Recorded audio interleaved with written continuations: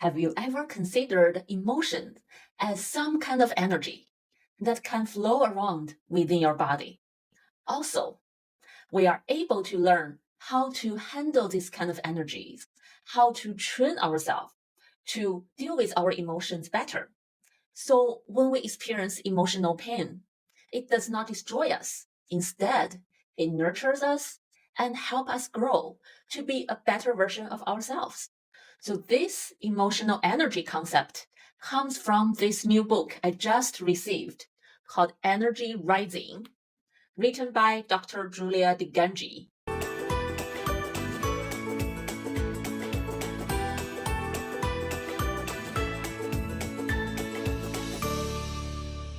What motivates you to write this book?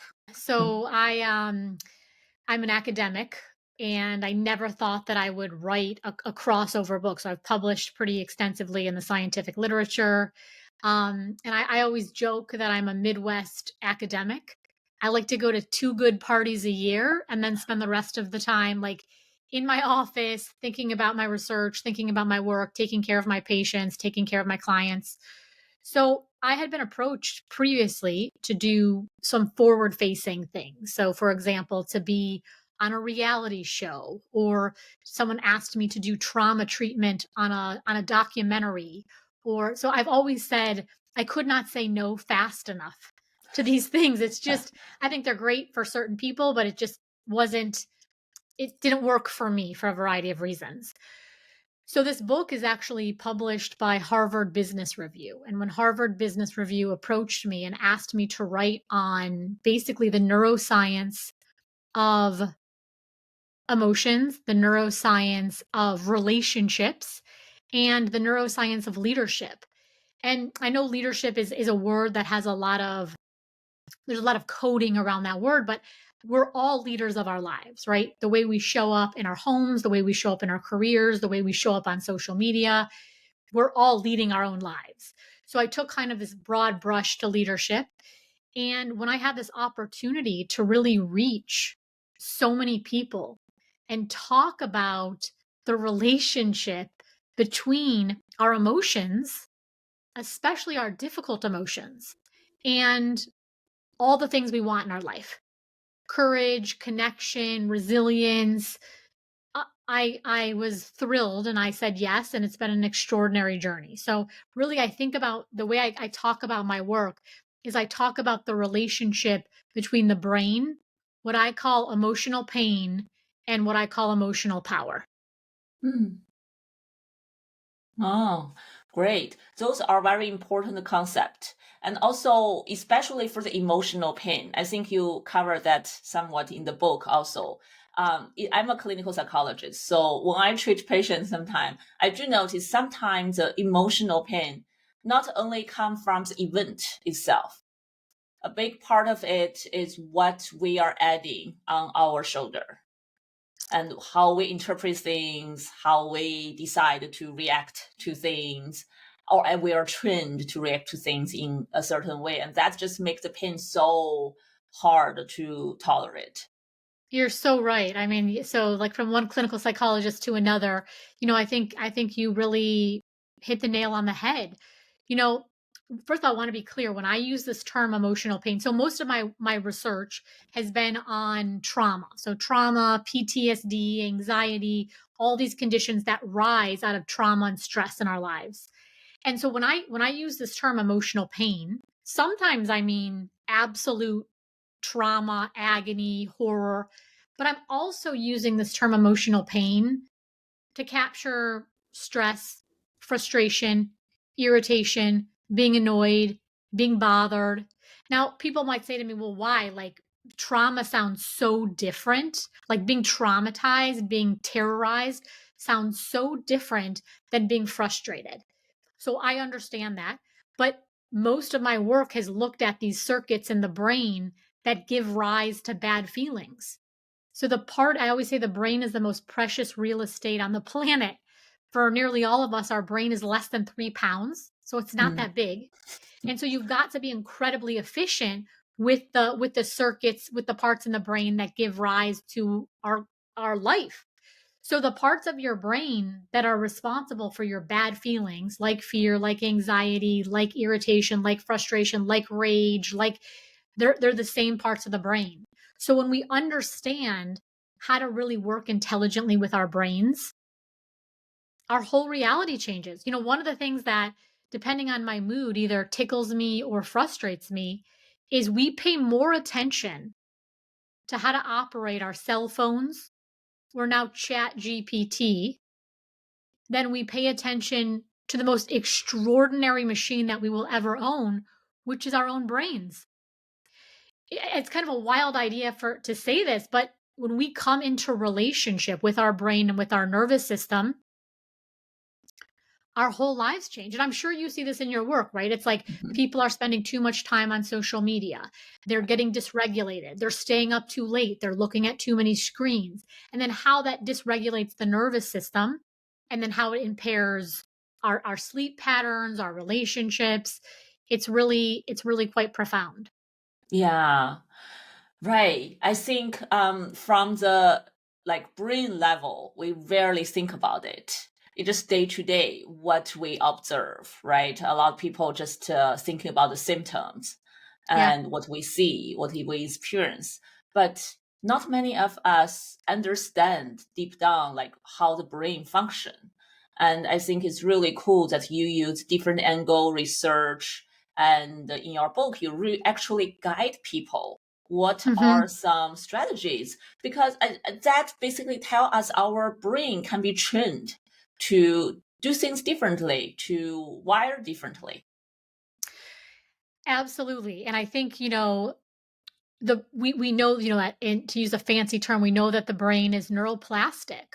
Really Mm. what that just means is the brain is responsive to the environment. So how we engage in our lives changes our neurophysiology.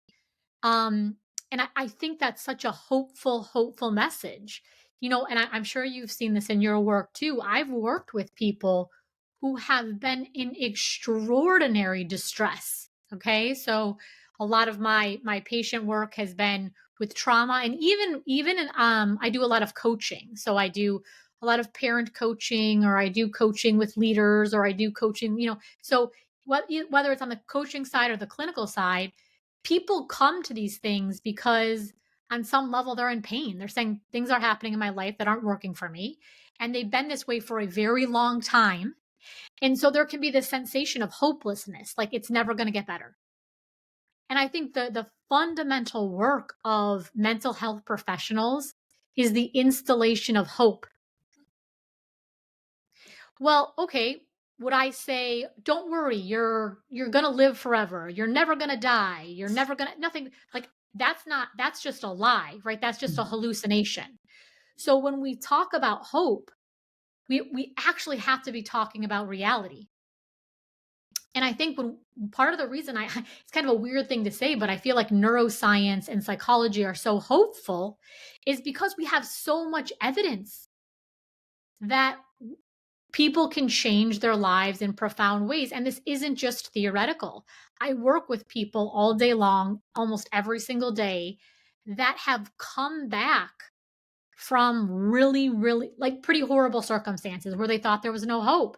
The key is to getting to good evidence based treatment, to getting to treatment that actually works.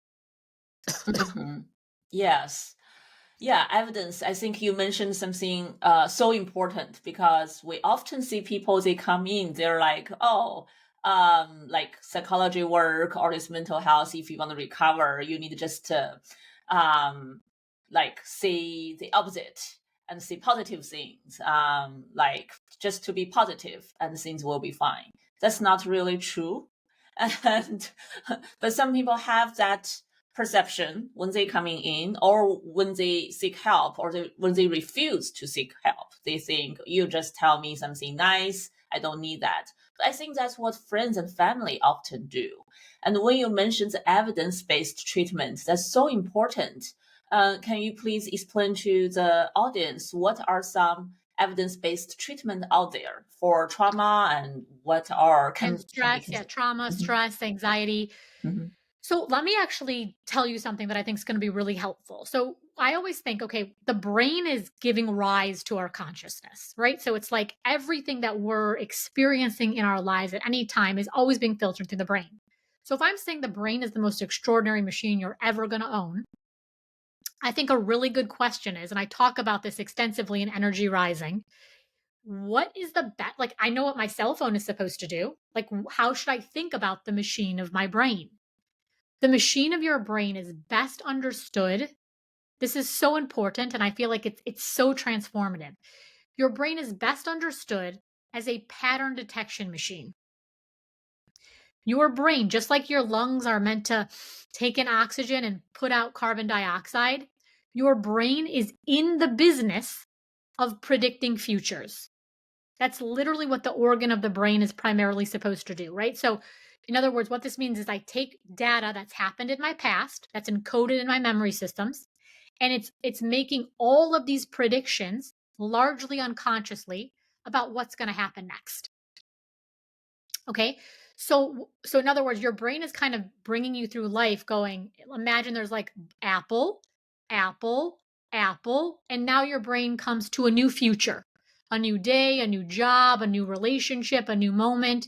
Well, your brain is going to take past data and predict, and it's going to make a good guess that it should be apple. Now, a lot of times this is like wildly adaptive, right? So I know we've all had the experience where we're like driving home from work or wherever, and we end up in our driveway and we're like, I have no recollection of the drive from the grocery store to my, but like somehow I managed to get here, right? Because your brain's kind of on autopilot, making all these really powerful unconscious decisions. So this is amazingly adaptive on a lot of levels. Here's the problem, though, when it comes to changing our lives. Change is the literal opposite of a pattern. So if my brain is wired to go apple, apple, apple. My brain wants to fill in the blank and say apple again. So if I'm trying to change now and say, no, no, no, no, no, it's going to be a watermelon, or it's going to be a banana, or it's going to be a pencil, or it's going to be a dog, you can see how the inertia of the brain is going to go, And if I try to say, no, no, no, no, no, no, it's really going to be a banana this time, can you see how unsettling that is to the nervous system? The nervous system's like, no, something's wrong here. Okay. So why do I say all this? It was really worth investing that time, because here, if I had one word to describe my work, it would be counterintuitive, or it would be opposite. So you asked about evidence-based treatments. A lot of the most evidence-based treatments when it comes to stress, when it comes to anxiety, when it comes even to like, I'd love to hear what you think about CBTI and like how it sometimes is counterintuitive. We're asking people to do what the brain is saying feels a little bit counterintuitive. So let me give you some examples. So anxiety exists on a continuum. We have all these diagnoses, like we have OCD or PTSD or social anxiety or panic or phobia or generalized anxiety. But what we're really understanding more and more is that the same circuits in the brain are involved, and that everyone has some degree of anxiety. Some people have more, some people have less. So when we take a patient, for example, that is afraid of public speaking, or they're afraid of flying, or they're afraid of driving, or they have OCD, or they have PTSD, the treatment actually asks people to do the very thing that their brain is saying don't do. Right? So imagine I have had a trauma. I'll use a really extreme example. I had a trauma that happened to me. I've spent my whole life trying not to think about the trauma, trying to avoid places that remind me of the trauma, trying to avoid people that remind me of the trauma, try to avoid conversations. The problem with that, and I'm sure you've seen this a million times, is that never makes people feel better. If it made people feel better, I would say we should all do it. But chronic avoidance is a massive source of pain and stress and anxiety and sleep dysfunction in our lives. Okay. So we have to ask the patients, and, obviously we have a strong relationship. We're sharing the evidence. We're making sure they feel as safe as possible to do the very thing that seems like the opposite of what they want to do. Now, the only reason I feel so confident talking about this is because I, number one, understand the scientific literature, and number two, have worked with so many patients who do the thing they've been trying to avoid and get relief very, very quickly. I'm talking like they've been avoiding their trauma for a lifetime, 20 years, 30 years, 40 years, 50 years. And within the span of 2, 3, 4, 5 months, the game has totally changed for them. This is the most powerful, sacred, holy work. I'm, as you can probably tell, I'm so on fire for it. That's great. And that's hold a lot of hope to help people Yes. understand, right? And it's the opposite. Talk about CBTI for sleep treatment. It's actually very similar. So Talk about that a little. yeah, but I like how you put it, how you use the science, the literature, the neuroscience to really talk about it this way, that why doing the opposite pattern, it can be so helpful. And when the original pattern does not serve you anymore. For sleep, similarly, when people have insomnia, they tend to do a lot of things to protect themselves, right? Those kind of behaviors to escape the anxiety, they think gonna help them to sleep better. They go to bed much earlier. They try to stay on bed much longer. They avoid daily activities, social activities because they did not sleep well. We are doing exactly the same. We ask them to do the opposite. And a lot of people are like, what? I already have Right. insomnia. Like, what are you talking about? No, It- no, but like, we've all heard that definition of insanity, and we're all guilty of it too, right? It's like insanity is doing the same thing over and over and over and expecting a different result. So you just gave an example with sleep. I gave an example with trauma. Another example, and I'm in my own marriage, so I'm not just talking about the people I serve, I'm also talking about myself. I think what a lot of us are doing in our relationships is we're saying, okay, the strategy I've tried to use to get, for example, my partner to change, it hasn't quite worked yet. So I know what I'll do. I'll do the exact same strategy. I'll just do it more. I'll ask the same questions. I'll have the same conversations. I'll make the same passive aggressive comments. I'll start the same arguments. It's like, okay, in couples work, we say the couple has the same fight for 50 years. That's just an example of, and this is I think such the healing piece is like the brain is wired for the familiar. Your brain is not wired to make you feel good. It is wired to find what is familiar. Why? The number one function of the brain is survival. Well, for those of us who want to live vibrant, confident, exciting, joyful lives, survival is like the lowest bar ever. It's like, do you have a heartbeat? Well, at a primitive level, your brain is satisfied if you have a heartbeat, right? Well, for a lot of us, we're like, this is like spiritual death to live this life where I feel so empty, so stressed, right? But what the brain is doing is saying, if the situation is familiar, even if it stressed me out, even if it made me feel miserable, I am certain I can survive. When we truly go into an uncertain territory, whether it's calling a psychologist for the first time, whether it's starting a business, whether it's leaving a relationship or entering a relationship, your brain, again, at an unconscious level, is going to like throw up the warning signs and say, we don't know what's going on here because we've never been here before. And this could potentially be very dangerous. Well, New Year's wasn't that long ago, and I wrote the New Year's essay in the Wall Street Journal. And one of the things I was talking about in the Wall Street Journal piece was if we want to live lives that really feel good to us, we've got to understand the difference between danger and dislike. That just because I don't like something, like I don't like the way it makes me feel, it does make me feel a little bit anxious. It does make me feel a little bit on edge. It does make me feel, that does not actually mean it's dangerous. And if we think feeling is your nervous system is literally designed to process hard feelings. That is its function. It's to process all kinds of sensations.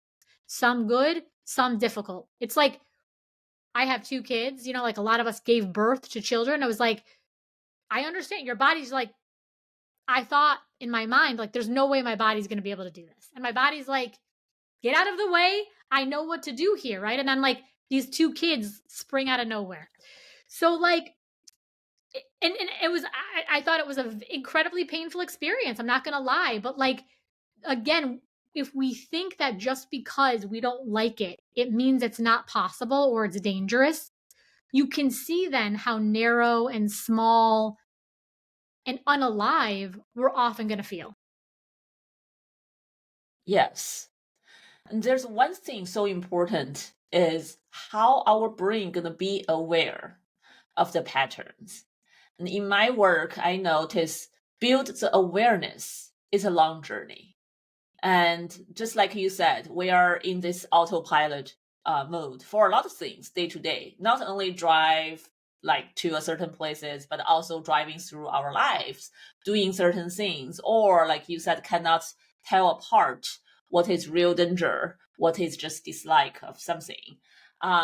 So I think the awareness is a big piece, and it's our brain trainable. Can we train it to really be more aware, to be able to recognize, and then we can do something about it? Yes. I mean, I don't think therapy would work at all. And I think we're very clear that therapy does work if we couldn't train our brain to see the world differently. It all begins with willingness, right? So you can take, we've all heard the saying, you can take a horse to water, but you can't make a horse drink. Mm. So if I'm not willing to believe, if I'm not willing to try to do it different, if I'm not willing to have a new relationship with my feelings of anxiety or rejection or stress or fear, there's not going to be any change. And the other thing too is, like, if I already knew the answer, wouldn't I already be implementing it? In other words, like, in order for me to be different, I've got to learn new things. Tell me one thing that you've learned that you didn't already know where there wasn't some discomfort. Whenever I get a new computer, it's annoying. If I have to change banks, it's annoying. If you want to learn how to salsa dance, or you want to learn how to computer code, or you want to speak a different language, or even if you move to a different place where they speak the language, it's like you got to learn all these new systems. It's like, it's so interesting to me that in all other domains of our life, we understand that learning, like, you start a new job, it's annoying to, like, go through all the onboarding and learn the systems and get the logins and it's a lot of work, right? But we totally understand that this is just life. I think there's something that happens to us on the emotional health side, what I call emotional power, where we forget this. And the reason I think that this is such a worthwhile conversation to have is your entire relationship with your life is predicated on emotional energy. The biggest questions you ask about your life: was it good? I don't know. How do you feel about it? Was I a good parent? I don't know. How do you feel about it? Should I stay in the marriage? Should I leave the marriage? Do I make enough money? Do I have enough time? Is my life too hard? Is my life too easy? Am I doing enough? I mean, all of these questions are fundamentally mediated by emotional processes in the brain. When I say emotional energy, the reason I wrote Energy Rising is I'm not speaking metaphorically, and I'm not speaking metaphysically. I'm talking neurobiologically. Your emotions are neuroelectrical signals that are guiding your behavior, your relationship, basically guiding your life. So emotional intelligence is something I think a lot about. And the more of an intelligent relationship we can have with these sensations in our own body, the more extraordinary our life gets to become. That's where the energy come from. Because I was looking at this book, I really like a lot of analogies you use and the words you use, like energy. And we think about energy flowing around in the body and in the brain. And in Asian culture, we talk about energy a lot, but it's the first time I ever consider energy linked to, emotions. Oh, yeah. The only reason I can do my fMRI and EEG research, all my scientific research, is because of the electrical and chemical properties of the brain. Like the brain is quite literally an electrical machine, right? It's sending these impulses at 260 miles an hour. There's all of these, there's like 100,000 chemical reactions taking place every second. Again, the reason that we have neuroimaging technologies is like, so it's indisputable that the body, the nervous system, the brain runs on energy. You give a lot of strategies in the book, which is I great. did. You have charts, you have examples. I think whoever read the book gonna really benefit a lot. I've had a lot of clinicians Mhm. refer the book to their patients Yes. and say like their patients got tremendous benefit from it. And I think that makes sense because I am myself a clinician. The Mhm. other thing I often say is I am a ruthless pragmatist. Mm. So Energy Rising is I think it's interesting. I think it's a very beautiful book. I also think it's very practical. Here's a funny story for you. When my editor like first asked me to work with him and said like, okay, what's like the vision you have for the book? I was like, all right, I'm going to think about this. So I was like, what do I want for Energy Rising? Which we did not know was going to be called Energy Rising at that point in time. But I came back to him and I said, okay, so I came up with 2 words, just 2. And he's like, great, that's going to be sounds really simple. And I was like, the 2 words I want to like really have this experience feel like the book, I want the book to be like this is number 1, beautiful. And number 2, practical. And he was like, that's kind of a strange combination. Like, I think we think of beauty as like this aesthetic or this poetry, and it can be like a little bit like ephemeral and just and like practical is very like, we're down to business, 1, 2, 3, let's get it done. So I think a lot of times those things don't go together. But I do think that we did an extraordinary job with Energy Rising, really creating a book that is both beautiful and practical. Which it is. Here it is. How long Well, did it thank you. take you to write this book? Oh my God, 40 years. I'm not kidding. Like I I feel like this book has been like brewing in my brain and in my soul for decades. I got the contract initially during the pandemic. So it was like almost, I don't know, I can't remember anymore, but like I think it was like around 20 late, let's say late 2020. And then the book was published in September, just a few months ago, September, basically late 2023. So I was probably working on it, conceptualizing it, writing it, editing it, re editing it. And then if you write a book, there's all these things you never think about. Like there was someone who was going to edit it, right? That, and like obviously that there's an editor, but then there's someone who's going to design a cover. Then you have to think about the title. Then you have to pick narrators. So Energy Rising is also available on Audible. So all these voice actors try out to like read your, it's like I never realized all this stuff goes into it. So I hope our conversation brings some hope to you and empower you to know that you are capable of dealing with your emotions. And there are great tools we will discuss in our next episode. And she will give us some really good strategies how to work on those and how to think about those in more details.